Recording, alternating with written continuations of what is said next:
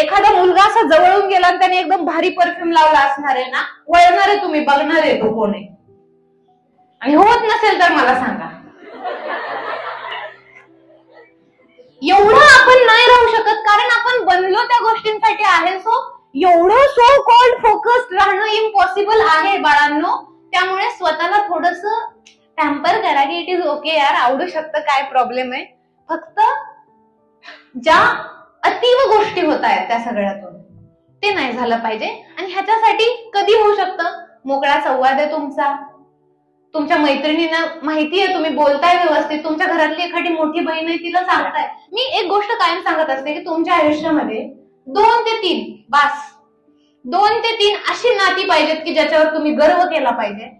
तुम्ही कसे दिसता, कशा असता, कोणाची मुली आहे, कुठल्या कॉलेजमध्ये शिकता, इट डझंट मॅटर. त्या नात्यासाठी हे मॅटर नाही करत. त्या नात्यासाठी एवढीच गोष्ट मॅटर करते की तुम्ही आहात आणि तुझ्या चांगल्यासाठी मी तुझ्या बाजूने आहे. अशी नाती बनवा. That is called the human relations. आपल्याला शिकवतात ही नाती बनवायची असतात. मला नाही गरज म्हणजे 100 म्हणजे गाढवांची फौज आणण्यापेक्षा मी एक घोडा घेऊन येईल, बस झालं मला. I don't care. आणि हे तुमच्यामध्ये पाहिजे. एखादी मैत्रीण अशी पाहिजे की कुठल्याही परिस्थितीमध्ये तुम्हाला मदत करेल. सो हे तुम्ही बनवणं फार गरजेचं आहे. That is called the human relation. So आजपासून काम कशावर करायचंय? नात्यांवरती काम करायचंय.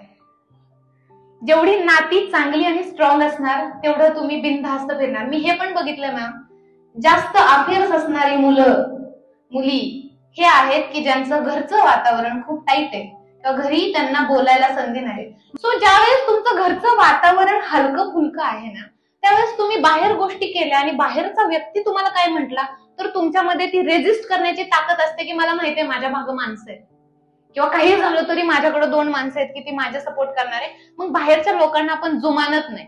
त्यामुळे नाती प्रत्येक वेळेस आई वडिलांनीच तुमच्यासाठी करावं असं काही नाहीये. तुम्ही त्यांच्यासाठी करू शकता, जसं मी करते. आणि ह्याच्यामध्ये मोठं काय नाही, म्हणजे हे पण मला कळत नाही की मोठं काय नाहीये. It is not a biggest achievement. It is our pleasure. हे आपलं कर्तव्य आहे. मुलगी म्हणून माझं कर्तव्य मी माझ्या आई वडिलांना सांभाळणं. आणि सेकंड गोष्ट, चुका करा, म्हणजे चुकू नका असं मला म्हणायचंच नाहीये. एकदा जबरदस्त प्रेमात पडा आणि ते प्रेम तुटू द्या.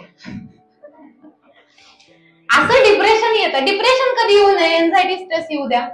त्याच्यामुळे तुम्हाला तुमच्या आयुष्याचं गणित लक्षात येतं. त्यामुळे welcome to stress and anxiety. एकदा तुमच्या लाईफमध्ये एखाद्या अशा 2-4 घटना घडून गेल्या की जिथे तुम्हाला भयंकर त्रास झाला आणि त्याच्यातून तुम्ही बाहेर पडलाय, त्याच्यानंतर कुणाची हिंमत नसते तुम्हाला पुन्हा डाऊनला घेऊन जाण्याची. आपली मानसिकता, आपला मेंदू एवढा छान व्यवस्थित पॅटर्न मध्ये बसतो. अदरवाईज आपण नको नको नको नको म्हणत जर आपण आयुष्य जगलो आणि सर्व्हाइव्ह केलं तर आपण फ्युचर मध्ये पुढे जाऊन चुका करतो. त्यामुळे जेवढा लवकर तुम्हाला चुकता येईल तेवढा लवकर चुका. फक्त बॅकअपला 2-4 माणसं ठेवायची, बाकी काय करायचं ते करा. आणि हे गरजेचं आहे, हे फार गरजेचं आहे. VP कॉलेजमध्ये माझं डिव्हिजन C मध्ये ऍडमिशन झालं, जिथे सगळ्यांचे मार्क्स होते 45, 40, 50, मी 31, 85. मग आपला कॉन्फिडन्स वाढला आणि लिटरली त्यावेळेस जो माझा कॉन्फिडन्स वाढला तो अजून कमी नाही झाला. त्यामुळे कधी कधी सगळ्या फ्लो मध्ये जाण्यापेक्षा फ्लोच्या विरोधात जाऊन पण बघा. तुमच्या लाईफ सगळ्यांमध्ये 6 सेन्स आहे. मला सांगायची गरज नाही की तू त्याच्याशी बोलायचं की नाही बोलायचं.